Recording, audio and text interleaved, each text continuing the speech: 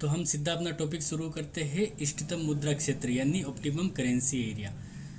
तो है इष्टतम मुद्रा क्षेत्र यानी ऑप्टिमम करेंसी एरिया क्या होता है, तो हम इसका मीनिंग समझ लेते हैं। तो देखिए, इष्टतम मुद्रा क्षेत्र का तात्पर्य ऐसे देशों के समूह से है जिन्होंने अपनी मुद्राओं को एक स्थिर विनिमय दर प्रणाली द्वारा स्थायी रूप से जोड़ दिया हो। यानी जैसे दो देश है, ए और बी, ये दो देश है और दोनों देशों ने अपनी मुद्राओं को कौन सी विनिमय दर द्वारा, स्थिर विनिमय दर, यानी दोनों देशों के बीच में विनिमय दर क्या होनी चाहिए, स्थिर। इन दोनों देशों के बीच विनिमय दर में परिवर्तन नहीं हो सकता है। तो इसका क्या मतलब है कि दोनों देशों ने मिलकर इष्टतम मुद्रा क्षेत्र यानी ऑप्टिमम करेंसी एरिया का निर्माण किया है। लेकिन इन देशों देखिए, परंतु इन देशों की मुद्राओं की दर गैर सदस्य देशों के साथ लचीली विनिमय दर प्रणाली से जुड़ी होती है। देखिए, जैसे ये दोनों देश है, इन दोनों ने तो क्या किया, इष्टतम मुद्रा क्षेत्र का निर्माण किया यानी ऑप्टिमम करेंसी एरिया का निर्माण किया। और बाकी विश्व के देश है, उनके साथ इन दोनों देशों की जो मुद्रा है वो कौन सी विनिमय दर द्वारा, लचीली विनिमय दर द्वारा जुड़ी होती है। यानी इन देशों की मुद्राओं की जो दर है वो अन्य देशों के साथ परिवर्तित हो सकती है। यानी इन अन्य देशों, वर्ल्ड के बाकी देशों के साथ ए और बी की जो विनिमय दर है वो परिवर्तित हो सकती है, लेकिन आपस में इनकी विनिमय दर क्या होनी चाहिए, आपस में इनकी विनिमय दर क्या होती है, स्थिर होती है। जैसे यूरोपीय देशों का समूह यूरो से जुड़ा है, जो भी यूरोपीय देश है उनका सदस्य क्या है, यूरो उनकी मुद्रा है तो उनसे जुड़ा है, तो उनके बीच विनिमय दर क्या है, स्थिर है। तो ये होता है हमारा इष्टतम मुद्रा क्षेत्र यानी ऑप्टिमम करेंसी एरिया, जिसमें कि क्या होता है कि जो देश इष्टतम मुद्रा क्षेत्र का निर्माण कर लेते हैं उनकी जो मुद्राएं आपस में स्थिर विनिमय दर द्वारा जुड़ जाती है और अन्य वर्ल्ड के देशों के साथ क्या है, लचीली विनिमय दर द्वारा जुड़ी होती है। अब देखते हैं हम इष्टतम मुद्रा क्षेत्र के सिद्धांत। अब हम देखते हैं इष्टतम मुद्रा क्षेत्र के सिद्धांत। तो इष्टतम मुद्रा क्षेत्र के कुल 5 सिद्धांत है। तो देखिए, पहला क्या है, मंडल का साधन गतिशीलता सिद्धांत। साधन गतिशीलता सिद्धांत किसने दिया, रॉबर्ट मंडल ने। और दूसरा है हमारा खुली अर्थव्यवस्था सिद्धांत, ये किसने दिया, मैककिनन ने। और तीसरा है हमारा वस्तु विविधीकरण सिद्धांत, ये किसने दिया, केनन ने। और हमारा चौथा सिद्धांत है स्फीति की प्रवृत्ति सिद्धांत, ये किसने दिया, मैग्निफिको ने। और हमारा 5वां सिद्धांत है लागत लाभ सिद्धांत, ये किसने दिया, वुड ने। तो यहाँ से हमारे 5 सिद्धांत है इनको हम एक एक करके पढ़ने वाले हैं, लेकिन यहाँ से भी हमारा क्वेश्चन बन सकता है कि जैसे कोई सिद्धांत, यहाँ पर सिद्धांत का नाम दिया गया है और उसके सामने दिया गया है कि उसका प्रतिपादक, और उसको हमें क्या करना है, मिलाना है। तो ऐसा हमारा क्रोनोलॉजी से रिलेट क्वेश्चन भी बन सकता है। तो ये हमारा याद करना है कि कौन सा सिद्धांत किसने दिया है, ये भी काफ़ी इम्पोर्टेंट है। तो हम यहाँ पर शॉर्ट में देख लेते हैं कि जैसे मंडल का साधन गतिशीलता सिद्धांत, इसमें मंडल ने क्या बताया है कि दो देश जैसे ए और बी दोनों इष्टतम मुद्रा क्षेत्र बनाते हैं, तो दोनों देशों के बीच क्या होती है, साधन, जो भी उत्पादन के साधन,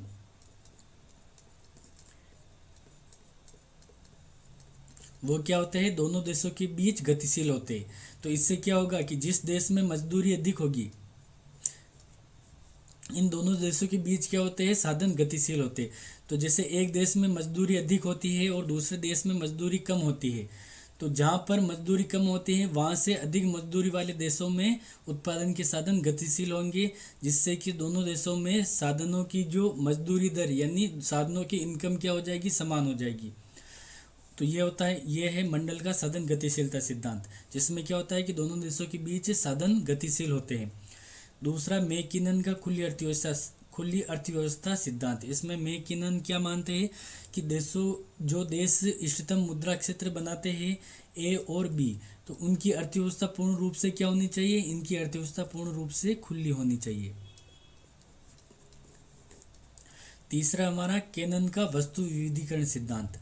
तो केनन का क्या मानना है कि अर्थव्यवस्था भले ही कम खुली हो,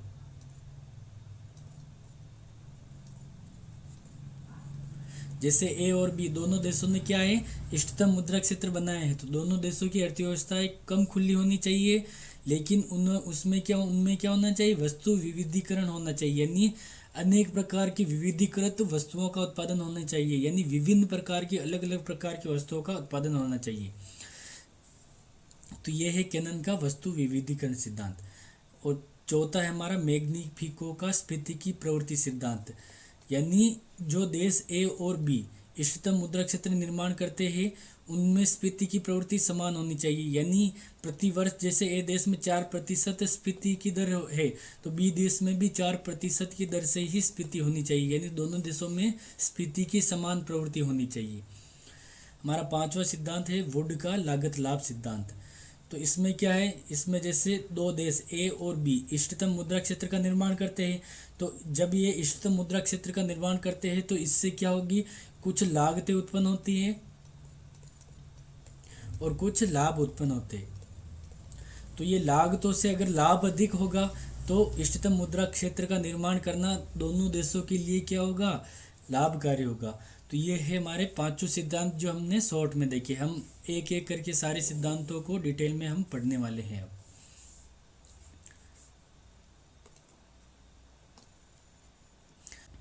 अब देखिए मंडल का साधन गतिशीलता सिद्धांत। तो देखिए साधन गतिशीलता सिद्धांत का प्रतिपादन किसने किया, रॉबर्ट मंडल द्वारा किया गया। अब देखिए मंडल के अनुसार इष्टतम मुद्रा क्षेत्र वह क्षेत्र है जो पूर्ण रोजगार तथा भुगतान से संतुलन के रूप में आंतरिक एवं बाहरी संतुलन में स्वतः तालमेल लाता है।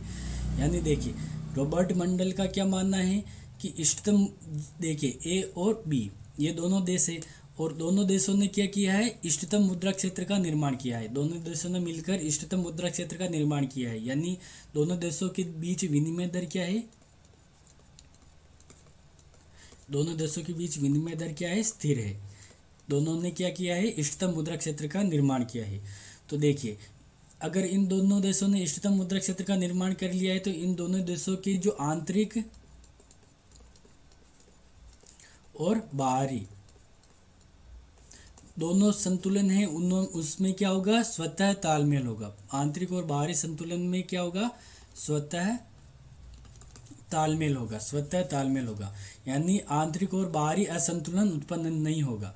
दोनों देशों ने क्या किया, इष्टतम मुद्रा क्षेत्र का निर्माण किया है तो दोनों में आंतरिक और बाहरी असंतुलन उत्पन्न नहीं होगा। तो देखिए आंतरिक संतुलन का तात्पर्य क्या है, पूर्ण रोजगार से, यानी किसी देश में पूर्ण रोजगार है तो यानी वह आंतरिक रूप से संतुलित है। और भुगतान शेष भी संतुलन में, यानी देश का क्या है, भुगतान शेष यानी BOP बैलेंस ऑफ पेमेंट भी अगर संतुलन में है तो यानी उसमें क्या है, बाहरी संतुलन है। तो ये है देश के आंतरिक और बाहरी संतुलन। तो इसमें क्या होता है, स्वतः तालमेल होता है। दोनों देशों ने इष्टतम मुद्रा क्षेत्र का निर्माण किया तो इसमें क्या होगा, स्वतः तालमेल होगा। और किसी कारण से आंतरिक और बाहरी संतुलन में क्या होगा, असंतुलन हो गया तो उसका उस असंतुलन का कारण क्या है, साधन लागतों में अंतर, यानी ए देश और बी देश दोनों देशों में क्या है, साधन लागतों में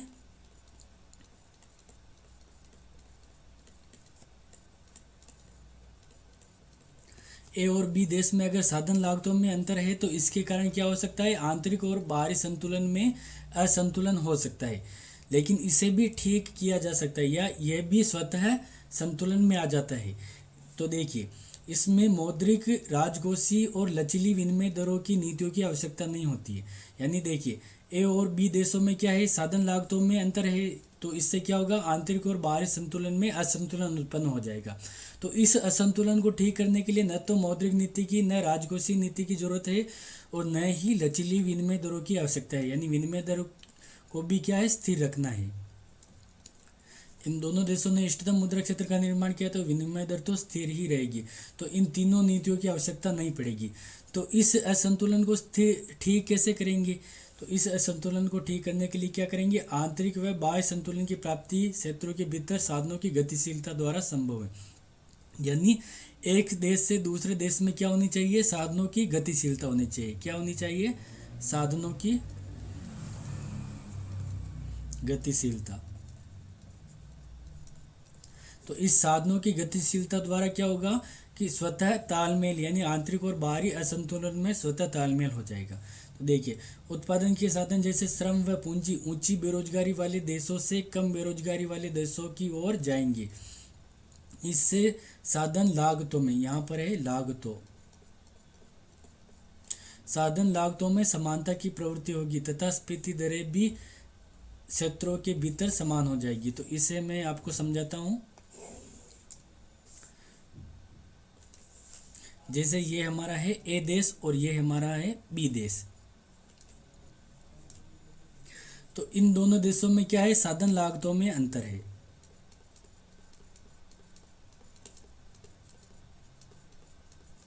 दोनों देशों में क्या है, साधन लागतों में अंतर है। यानी इसमें क्या है, माना कि इसमें साधन लागतें अधिक है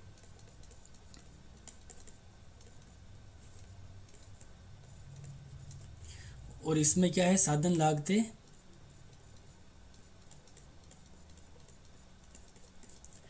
कम है। अब देखिए, इसमें साधन लागतें कम है, इसका मतलब क्या है, इसमें उत्पादन के साधन अधिक है और इसमें साधन लागतें क्या है, अधिक है। अधिक लागतें है, इसका मतलब क्या है, इसमें उत्पादन के साधन क्या है, कम मात्रा में। यानी इसमें उत्पादन के साधन अधिक है, यानी इसमें क्या है, बेरोजगारी अधिक है। इस देश में क्या होगी, अधिक बेरोजगारी और इसमें कम बेरोजगारी। तो उत्पादन के जो साधन हैं अधिक बेरोजगारी वाले देशों से किस ओर जाएंगे, कम बेरोजगारी। यानी उत्पादन के साधन ए से बी देश में जाएंगे, उत्पादन के साधन ए से बी देश में जाएंगे, क्योंकि यहाँ पर उत्पादन के साधन, यानी उत्पादन के साधन जैसे हम मान लेते हैं श्रम, यानी इसमें श्रम अधिक है, श्रमिक अधिक है और इसमें श्रमिक कम है। तो श्रमिक ए देश से बी देश में जाएंगे। अब देखिए, ए देश से बी देश में श्रमिक जाएंगे तो ए देश में श्रमिक क्या होंगे, कम होंगे, श्रम की पूर्ति कम हो जाएगी ए देश में। तो इससे क्या होगी कि साधनों की लागतें क्या होगी, बढ़ेगी, साधनों की लागतें क्या होगी, बढ़ेगी। और इस देश में क्या है, श्रमिक अधिक मात्रा में आएंगे तो इसमें साधनों की लागतें घटेंगी। यानी ए देश और बी देश, ए में साधनों की लागतें बढ़ती जाएंगी और इसमें साधनों की लागतें घटती जाएंगी। तो अंत में क्या हो जाएगी, दोनों देशों में साधन लागतें क्या हो जाएगी, समान हो जाएगी। अंत में साधन लागतें समान हो जाएगी तो दोनों देशों में आंतरिक और बाहरी संतुलन स्थापित हो जाएगा। तो ये है मंडल का साधन गतिशीलता सिद्धांत, यानी साधनों की गतिशीलता द्वारा असंतुलन को ठीक किया जा सकता है। तो हमने मंडल का साधन गतिशीलता सिद्धांत देख लिया है। अब हम आगे देखते हैं, अब हम पढ़ते हैं मैकिनन का खुली अर्थव्यवस्था सिद्धांत।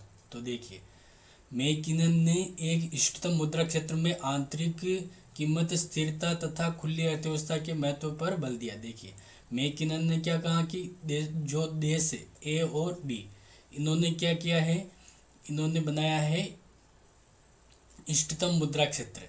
तो इन दोनों देशों में क्या होना चाहिए, आंतरिक कीमत स्थिरता, आंतरिक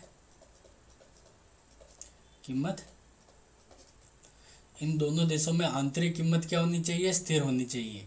और इन दोनों देशों की जो अर्थव्यवस्था क्या होनी चाहिए, खुली होनी चाहिए। यानी ए और बी दोनों देशों में आंतरिक कीमत स्थिरता होनी चाहिए और दोनों देशों की जो अर्थव्यवस्था है वो भी खुली होनी चाहिए। और आगे देखते हैं, इष्टतम मुद्रा क्षेत्र इसके सदस्यों के लिए तब लाभकारी होता है जब, देखिए दोनों ने ए और बी ने क्या इष्टतम मुद्रा क्षेत्र बनाए हैं। तो ये इष्टतम मुद्रा क्षेत्र ए और बी दोनों देशों के लिए लाभकारी किन परिस्थितियों में होगा, तो उसके लिए आगे बताया गया है कि उनकी अर्थव्यवस्था क्या होनी चाहिए, खुली होनी चाहिए। ये हमने यहाँ पर भी पढ़ लिया है। तो अर्थव्यवस्था क्या होनी चाहिए, खुली होनी चाहिए। दूसरा क्या है कि व्यापार की जा रही वस्तुओं का व्यापार न की जा रही वस्तुओं के साथ अनुपात उच्च हो, यानी ऐसी वस्तुएं जिनका क्या हो रहा हो, व्यापार। पहला क्या है, ऐसी वस्तुएं जिनका क्या हो रहा है, व्यापार। दूसरी है जिनका व्यापार नहीं हो रहा है। तो इन दोनों में से इन व्यापार वाली वस्तुओं का अनुपात क्या होना चाहिए, उच्च। इसका मतलब क्या हुआ कि अधिक से अधिक जो ए और बी है, अधिक से अधिक वस्तुओं का क्या करे, व्यापार। और तीसरा पॉइंट हमारा क्या है, विदेशी व्यापार का जीएनपी के साथ अनुपात उच्च हो। यानी ए और बी दोनों जो देश है, इन दोनों देशों का जो विदेशी व्यापार है उनका अनुपात, उसका अनुपात उनकी जीएनपी से उच्च हो। यानी दोनों, ये जो दूसरा और तीसरा दोनों पॉइंट है, इसका क्या मतलब है कि दोनों देश ए और बी, दोनों देश अधिक से अधिक मात्रा में व्यापार करे। जब ये दोनों देश अधिक से अधिक मात्रा में व्यापार करेंगे तो क्या होगा कि व्यापार की जा रही वस्तुओं का अनुपात भी उच्च होगा, और दूसरा है कि विदेशी व्यापार का जो अनुपात है वो भी उच्च होगा जीएनपी की तुलना में। तो देखिए हमारा चौथा पॉइंट है, आंतरिक व बाह्य व्यापार संतुलन प्राप्त करने के लिए मौद्रिक व राजकोषीय नीतियों का प्रयोग हो।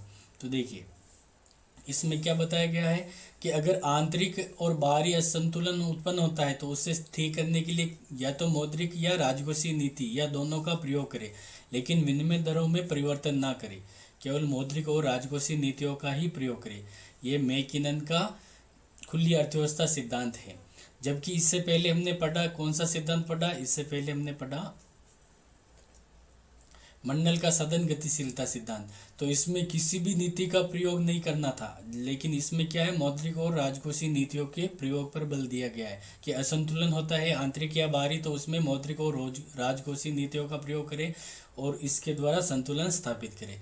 तो ये है हमारा मैकिनन का खुली अर्थव्यवस्था सिद्धांत।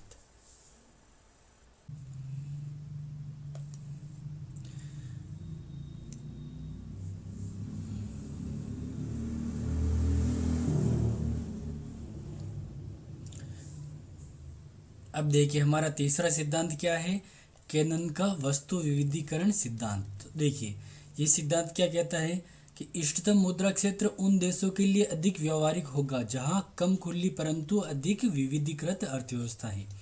यानी केनन क्या कहते हैं कि इष्टतम मुद्रा क्षेत्र में क्या होना चाहिए कि अर्थव्यवस्था एक क्या होनी चाहिए, कम खुली होनी चाहिए। अर्थव्यवस्था एक क्या होनी चाहिए, कम खुली होनी चाहिए। जबकि हमारा इससे पहले जो हमारा सिद्धांत था, इससे पहले हमारा कौन सा सिद्धांत था, इससे पहले हमारा सिद्धांत था मैकिनन का खुली अर्थव्यवस्था सिद्धांत। ये मानता है कि अर्थव्यवस्थाएं क्या होनी चाहिए, खुली होनी चाहिए। लेकिन हमारा जो ये सिद्धांत है केनन का वस्तु विविधीकरण सिद्धांत, ये क्या कहते हैं कि अर्थव्यवस्था कम खुली होनी चाहिए, लेकिन अर्थव्यवस्था क्या होनी चाहिए, अधिक विविधीकृत होनी चाहिए। अर्थव्यवस्था क्या होनी चाहिए, अधिक विविधीकृत। अब देखिए अधिक विविधीकृत होने का क्या मतलब है कि जैसे ए और बी दोनों देशों ने क्या किया, इष्टतम मुद्रा क्षेत्र का निर्माण किया। तो ये दोनों देश अधिक विविधीकृत वस्तुओं का उत्पादन करें, यानी अनेक प्रकार की वस्तुओं का उत्पादन करें, अनेक प्रकार की वस्तुओं का उत्पादन, यानी अनेक प्रकार की, विभिन्न प्रकार की, ज़्यादा से ज़्यादा प्रकार की वस्तुओं का उत्पादन करें। जो दोनों देश है ए और बी, ज़्यादा से ज़्यादा प्रकार की वस्तुओं का उत्पादन करें। इससे क्या होगा कि जैसे ए देश है और ये हमारा बी देश। अब देखिए हमारा ए देश जैसे 1 2 3 4 इस प्रकार से अनेक प्रकार की वस्तुओं का उत्पादन करता है। अब देखिए जैसे ए देश एक पहली वस्तुओं का निर्यात कर रहा है, तो देखिए अब बी देश ने क्या किया कि पहली वस्तु की मांग क्या कर दी, कम कर दी। अब बी देश ने क्या किया कि इस वस्तु की मांग क्या कर दी, कम कर दी। तो इससे क्या होगा कि ए देश के पास क्या विकल्प रहेगा कि ए देश के पास विकल्प रहेगा कि ये अन्य वस्तुओं का उत्पादन, इस वस्तु का उत्पादन क्या कर दे, कम कर दे, क्योंकि इसकी मांग कम हो गई, और इसकी बजाय अन्य वस्तुओं का उत्पादन क्या कर दे, बढ़ा दे, और अन्य वस्तुओं का निर्यात यानी इनका निर्यात ज़्यादा कर दे। जिससे कि क्या होगा, इसका बीओपी संतुलन में रहेगा, नहीं तो इसका बीओपी क्या हो जाएगा, बीओपी घाटे में चला जाएगा। अगर ये ऐसा नहीं कर पाएगा तो इसका क्या होगा, बीओपी घाटे में चला जाएगा और इष्टतम मुद्रा क्षेत्र का उतना लाभ नहीं मिल पाएगा। तो देखिए यदि कम खुली और विविधीकृत अर्थव्यवस्था में किसी एक वस्तु के निर्यात की मांग घटती है, यानी पहली वस्तु की निर्यात की मांग क्या हो जाती है, घट जाती है, तो किसी अन्य वस्तु की निर्यात की मांग में वृद्धि इस घाटे को पूरा कर देगी। यानी अन्य जो अधिक प्रकार की वस्तुओं का उत्पादन कर रहा है तो अन्य वस्तुओं की मांग क्या, अन्य वस्तुओं की जो सप्लाई है वो क्या कर देगा, ज़्यादा कर देगा, इनका एक्सपोर्ट ज़्यादा कर देगा। तो इस प्रकार अर्थव्यवस्था को किसी गंभीर भुगतान असंतुलन और बेरोजगारी का सामना नहीं करना पड़ेगा। इससे भुगतान संतुलन में अधिक स्थिरता रहेगी और विनिमय दरों में परिवर्तन पर दबाव कम रहेगा। अगर देश ऐसा नहीं कर पाया कि जैसे इसकी मांग कम हो गई और इनकी सप्लाई अधिक नहीं कर पाया देश, तो इससे क्या होगा कि देश की विनिमय दरों में परिवर्तन पर दबाव बनेगा। तो इस प्रकार ये सिद्धांत कार्य करता है। अब हम आगे देखते हैं।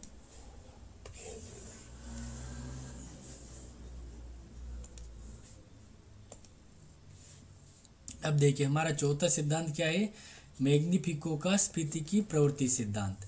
तो ये सिद्धांत क्या कहता है कि इष्टतम मुद्रा क्षेत्र तब भी व्यवहारिक होगा जब सदस्य देशों में समान स्फीति की प्रवृत्तियां हों, यानी दो देश ए और बी, दोनों देशों ने क्या किया, इष्टतम मुद्रा क्षेत्र बनाया है। तो दोनों देशों में इष्टतम मुद्रा क्षेत्र व्यवहारिक कब होगा,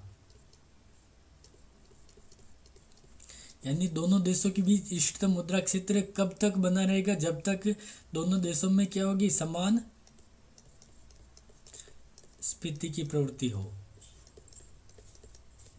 दोनों देशों में क्या होनी चाहिए, समान स्फीति की प्रवृत्ति होनी चाहिए। यानी जैसे ए देश है, ए देश में प्रतिवर्ष 4% की दर से स्फीति होती है, तो बी देश में भी प्रतिवर्ष 4% की दर से ही स्फीति होनी चाहिए। यानी दोनों देशों में स्फीति की प्रवृत्ति क्या होनी चाहिए, समान होनी चाहिए। यह सिद्धांत फिलिप्स के स्फीति तथा बेरोजगारी के बीच विनिमय वक्र पर आधारित है। यानी यह जो मैग्निफिको का स्फीति की प्रवृत्ति सिद्धांत है, यह फिलिप्स वक्र पर आधारित है। फिलिप्स वक्र क्या बताता है, स्फीति तथा बेरोजगारी के बीच विनिमय को बताता है। तो यह था हमारा चौथा सिद्धांत जो कि छोटा ही है। अब हम आगे देखते हैं।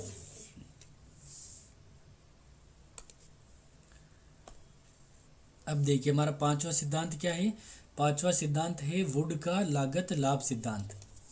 वुड का लागत लाभ सिद्धांत ये क्या कहता है कि वुड क्या कहते हैं कि एक इष्टतम मुद्रा क्षेत्र की व्यवहारिकता का आधार उसकी लागत तथा लाभ है। यानी वुड एक इष्टतम मुद्रा क्षेत्र की व्यवहारिकता उसकी लागत तथा लाभ को मानता है। अब देखिए एक इष्टतम मुद्रा क्षेत्र तब भी संभव हो सकता है जब भी इसके निर्माण के लाभ उसकी लागतों से अधिक हो। तो देखिए दो देश है ए और बी, इन दोनों ने मिलकर क्या किया, इष्टतम मुद्रा क्षेत्र बनाया है। तो यह इष्टतम मुद्रा क्षेत्र कब व्यवहारिक होगा, जब देखिए दोनों ने इष्टतम मुद्रा क्षेत्र बनाया तो इससे क्या होगा, कुछ लागतें उत्पन्न होगी। दोनों ने इष्टतम मुद्रा क्षेत्र बनाया है तो इसकी कुछ लागतें आएगी और कुछ इससे लाभ उत्पन्न होंगे। तो इनकी जो लागतें हैं वो क्या है, लाभ से कम होनी चाहिए। यानी दोनों ने इष्टतम मुद्रा क्षेत्र बनाया है तो इससे जो लाभ उत्पन्न होंगे उसकी तुलना में लागतें क्या होनी चाहिए, कम होनी चाहिए। यानी लाभ अधिक होंगे तो दोनों देशों के बीच क्या होगा, इष्टतम मुद्रा क्षेत्र व्यवहारिक होगा। तो देखिए लाभ और लागतें क्या है, तो देखिए लागतें क्या है, इसकी विनिमय दरों में परिवर्तन की अयोग्यता। यानी देखिए ए और बी दोनों देशों ने क्या किया, इष्टतम मुद्रा क्षेत्र बनाया तो दोनों देशों के बीच विनिमय दर क्या होनी चाहिए, स्थिर होनी चाहिए। यानी इन देशों के बीच क्या है, विनिमय दरों में परिवर्तन नहीं हो सकता। यानी लागत क्या होगी इसकी, जैसे इस देश की जो इस देश को जैसे इसका बीओपी अगर घाटे में है, इसका बीओपी घाटे में चला गया तो ये अवमूल्यन आसानी से नहीं कर पाएगा क्योंकि विनिमय दरों में परिवर्तन नहीं कर सकता है आसानी से। विनिमय दर क्या है, यहाँ पर स्थिर है तो यह आसानी से अवमूल्यन नहीं कर सकता है। तो देखिए लागत क्या होगी, इसकी विनिमय दरों में परिवर्तन की अयोग्यता। अब देखिए दूसरा क्या है हमारा लाभ। तो इसका लाभ क्या है, जैसे बैंकिंग तथा विदेशी विनिमय लेन देन।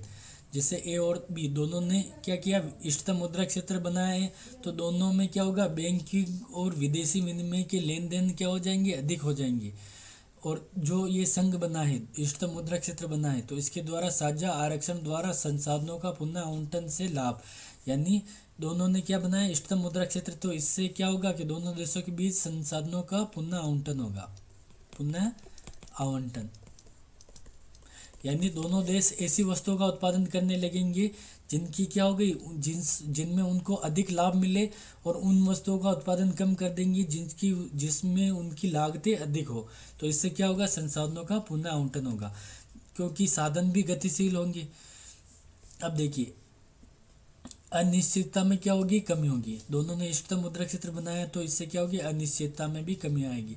और व्यापार में भी क्या होगा, विस्तार, तो इससे क्या होंगे, लाभ उत्पन्न होंगे। और संघ के भीतर मौद्रिक प्रणाली की बेहतर कार्यवाही होगी, यानी दोनों देशों के बीच क्या होगी, मौद्रिक जो प्रणाली होगी वो बेहतर तरीके से कार्य करेगी। तो ये सारे क्या होंगे, लाभ होंगे। तो ये जो लाभ है अगर लागतों से अधिक है, यानी लाभ अधिक मात्रा में है लागतों से, तो ऐसी स्थिति में इष्टतम मुद्रा क्षेत्र क्या होगा, व्यवहारिक होगा। तो यह था हमारा वुड का लागत लाभ सिद्धांत। तो ये थे हमारे इष्टतम मुद्रा क्षेत्र के पांचों सिद्धांत। तो देखिए हमारे इष्टतम मुद्रा क्षेत्र के ये पांचों सिद्धांत जो हमने एक एक करके पढ़े हैं, जो हमारे जो सबसे इम्पोर्टेंट है ये चीज़ आपको ध्यान रखनी है कि यहाँ से क्रोनोलॉजी से रिलेटेड क्वेश्चन बन सकता है और ये इम्पोर्टेंट है। ये पांचों तो आपको याद रखना है कि जैसे सदन गतिशीलता सिद्धांत मंडल ने दिया, कुल अर्थव्यवस्था सिद्धांत मैकिनन ने दिया, वस्तु विविधीकरण सिद्धांत केनन ने दिया, स्फीति की प्रवृत्ति सिद्धांत मैग्निफिको ने दिया, और लागत लाभ सिद्धांत वुड ने दिया।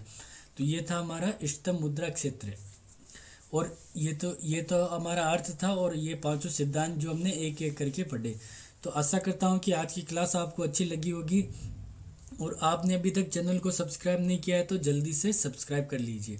और अगर आप यूजीसी नेट एग्ज़ाम जून 2022 के लिए तैयारी कर रहे हैं इकोनॉमिक्स की, तो इस पर इकोनॉमिक्स का हमारे चैनल पर ऑलरेडी कोर्स चल रहा है, तो आप चैनल पर कोर्स के बारे में डिटेल में जान सकते हैं। और मैंने आपको वीडियो की शुरुआत में नंबर दिए हैं, वहाँ पर भी आप कांटेक्ट कर सकते हैं। तो आपको काफ़ी अच्छा कोर्स मिलेगा, कंप्लीट कोर्स मिलेगा।